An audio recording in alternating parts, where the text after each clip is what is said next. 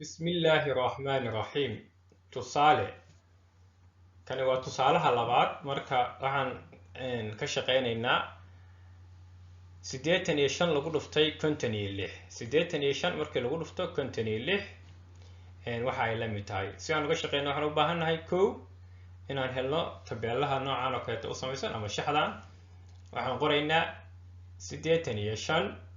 waxaan ku hoos qoraynaa 56 85 ayaa waxaan ku hoos qornay 56 ama 56 ayaa waxaan ku kor qornay 85 hagaag godkaas ka hooseeya waan ka boodaynaa hoosta ayaan ka xariiqaynaa kadib calaamadii ku dhufashadana waa u sameynaynaa hadda xisaabtii sida looga shaqeyn lahaa ayaan u qornay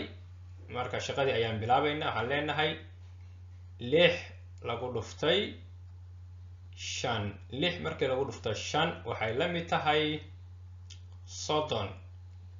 eber ayaan qoranaynaa 3 ayaan wadanaa waxaan leenahay 6 lagu dhuftay 8 waxay la mid tahay 48 ilaa 3dii aan wadanay 51 hagaag haddana dhinaca kale ayaan isku dhufanaynaa waxaan leenahay 5 oo lagu dhuftay 5 5 markii lagu dhufto 5 waxay la mid tahay 25 marka 5 ayaan qoranaynaa labaan wadanaa waxaan leenahay 5 lagu dhuftay 8 5 markii lagu dhuftay 8 waa 40 ilaa labadii aan wadanay 42 hagaag waan qoranay marka xisaabta halkaa marka ay marayso ayaan waxaan sameynaynaa halkaa god ee hoose ayaan ka boodaynaa halkaa god ee hoose ayaan ka boodaynaa kadibna hoosta ayaan ka xariiqaynaa calaamadii xisaabta ayaan u sameynaynaa oo ah ku dar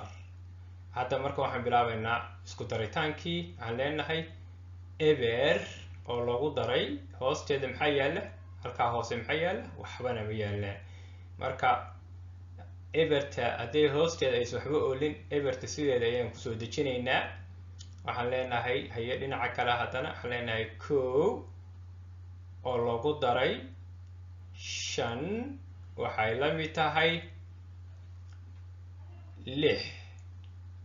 hagaag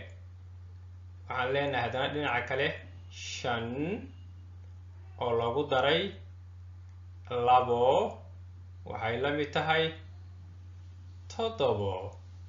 hagaag afartaas iyada wax lagu daro oo kale ma jiraan sideeda lagu soo dejinayaa sidii everty oo kaleeto waxaan soo dejinaynaa afarta ayaan sideeda kusoo dejinaynaa okay marka waxaa inoo soo baxay annaga xisaabtii 85 lagu dhuftay 56 waxaa soo baxay 4 7 6 eber markii la akhriyay waa 4760 85 kor 85 lagu dhuftay 56 waxay la mid tahay 4760 afarta markaa qodhid ilaa kun bay gaadhay halkaasi waxaa loo sameynayaa hakad markaa kadib baa waxaa la qorayaa boqoleydii tobanleydaa lagu xijinayaa kowleydaa lagu xijinayaa marka 85 lagu dhuftay 56 waxay la mid tahay 4760